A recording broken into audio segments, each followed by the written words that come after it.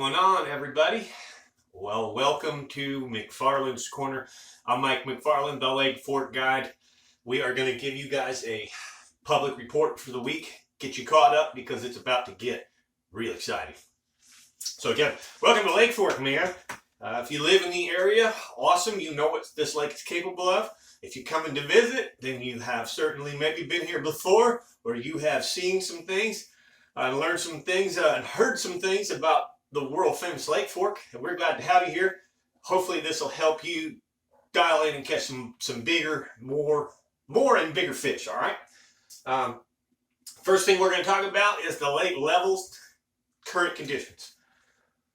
Basically, as of Monday, we were 402.73. Full pool is 403. That's 403 foot elevation. Okay.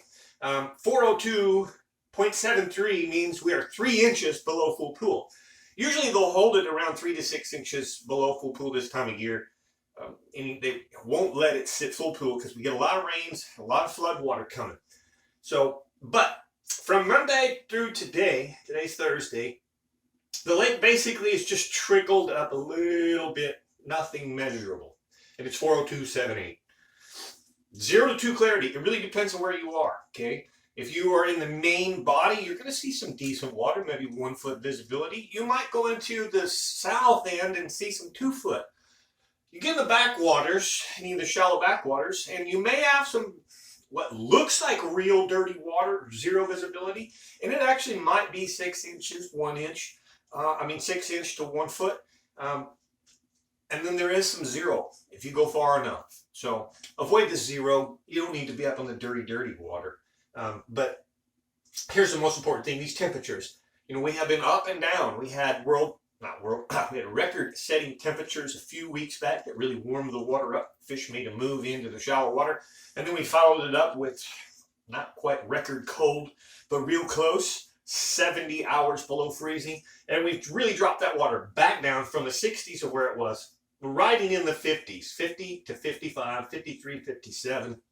That's all good temperatures for early spring for this time of year. We're staged for this to happen that fast. It's all about a moon phase, which we're having now, new moon, and then in 2 weeks we'll have a full moon. The second week of March, that full moon, with the 10-day weather outlook, looks to be booming. All right, so that means get your gear ready, get the dust blown off your boats, and get ready because it's going to happen fast. You're going to see it happen this weekend and this next week, the next 10 days. The lake's really going to fire up. We are not warm trending rapidly like we did 2 weeks ago in that warm trend, but we still are warm trending. Woke up this morning with some really good fog rising off my pond, and that tells me that we had a good warm trend yesterday, but the nighttime temperature got low enough to cool some of that water back down. I want that to stop. All right, I want to have a nighttime carry over.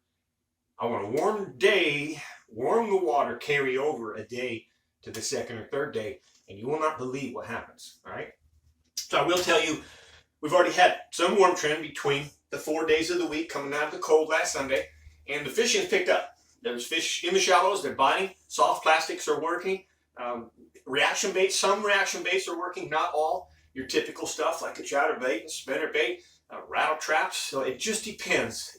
The key I can get, the biggest tip I can tell you is try and find the warmest water you can find. Okay, if you're in the colder water, be throwing like a trap. You know, or a jig, slow down. When you do start to find some warm water, 58, 60, maybe you find some 62, 64 degree water. Think reaction. Right? Get to that spinnerbait, get to that chatterbait, get to a swim bait, or get something going. Find the warmest water you can. And then, of course, know that these fish are moving into spawn. They're not going to spawn immediately, but that's the goal. Those fish are going into those backwaters, going to disperse, dig nests, and we'll be bed fishing here in 2 weeks from now. Okay? That's what's going on 4. All right, let me get my glasses on. I'm going to tell you a few things. Area news-wise, I think I already told you. You know, we don't have Sherlunker coming out of the lake yet this year. We had a 12-7-1 in the Bass Champs. I still believe that it's coming. I think we're going to have a Sherlunker this year. And I hope maybe Megabass will put one out as well. That would be really, really, really cool. And it might even be megabass. Might be too. If it's in April, it might be too late. I think it's in March. I don't know. Anyways, as far as big fish wise, I'm hearing a lot of guys catching 5s, 7s, 9s. I haven't even heard of only a couple double digits caught. Those are from live scoping, guys that are really into the live scoping. Remember that last year, this time of year, the pros were here, the elites, and the live scoping was unreal. And I think 80 of the 100 guys weighed in a 5-fish limit for 20-pound plus, and 30 of them had 30-pound plus. On the first day, 30 bags at 30 pounds, if I remember right. 80 at 20 and 30 at 30. It's crazy. We had 10 guys get a century belt. That's how good that fishing was. Now remember, this is a big fish lake. It's not numbers. Don't come here and expect to bang a bunch of big fish.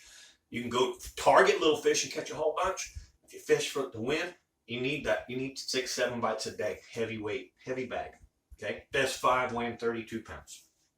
All right, let's go on. In this public report, don't forget that we give you guys free information as best we can for fork. We have a members only channel, which is much more upgraded fishing report. It's in the link below. It says members. So look in the description below. You'll see the link. It says members. Click on members and come join us. We give much more detailed reports, best parts of the lake, best exact colors, baits, how to fish them. And we give reports for about 5 or 6 or 7 other lakes in the Dallas, Northeast Texas area with other guides. We do stripers, we do crappie, we do sometimes big catfish. We cover Ray Hubbard, we cover Levon, we cover Possum Kingdom, we cover Tawakoni, Athens, and so much more. Remember also that I'm on the TIFR. I'm one of the captains for the Texas Insider Fishing Report. Comes out every week live on TV. I'm really looking forward to that. We do our telephonic report with world famous Captain Rig Murphy. Bree, what an awesome deal. Dave Farrell, it's so much fun, and it's right around the corner too. All right, so moving on now, giving you some more free information. We're going to give you a crappie report from Mr. Jackie Wiggins. This is on fork. Jackie's, I've never seen him not send me pictures of a full limit of big crappie, but sometimes he says it's tough. And right now he says it's been up and down, just like the weather. Hey, the Texas two-step. The bass do it too. Well, they're both very much similar fish. A bass and a crappie are going to move to the shallow water at this time of year to spawn. So they're going to have that up and down with the warm trending water. Cool trend, warm trend, cool trend, warm trend, okay? But the last huge cold front dropped the waters back down, and some of those areas is making those fish slow to come back. Just like I just said with the bass fishing, we're kind of moving forward, but not at any supersonic speed. Okay, seeing most of the crappie in 10 to 25 feet roaming around. They're on the move. They don't seem to be relating to much structure yet. They're right in between. They're probably wanting to commit to the shallow water here to spawn. They said the majority of the fish are very spooky. Most days you can get bit over the fish, but this right now, they just won't let you get over them. I guess the fish sees it and they will bite if you get over them. But right now that bite's, that bite has been very aggressive, but since it's cold, it's backed off. So he's staying away from the fish a little bit again instead of getting right on top of them. And then wait till this warm trending hits. They're going to be spawning. Typically right now, he's read some fish over the black crappie. It looks like. I think I'm having trouble reading this morning. My eyes are bad. Now, the next warm trend will put the crappie on a regular pattern, and typically great time of year for your minnows, hand-tied jigs with a minnow trailer. Dark colors in the dirty water, chartreuse seems to be working, and he looks forward to the lake kicking off here spawn as well for the crappie. All right. So again, let's see if I had anything else to share.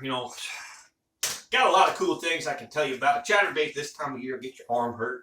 It'll really, when I say that, meaning a big bass, big female bass with chatterbaits get along real well.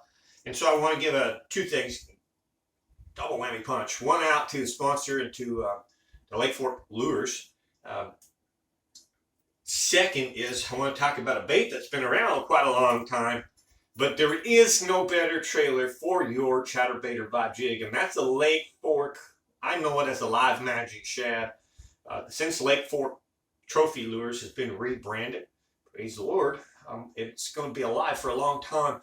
They have changed some of the names just briefly for new branding, but you know it. You should know it as the Live Magic Shad.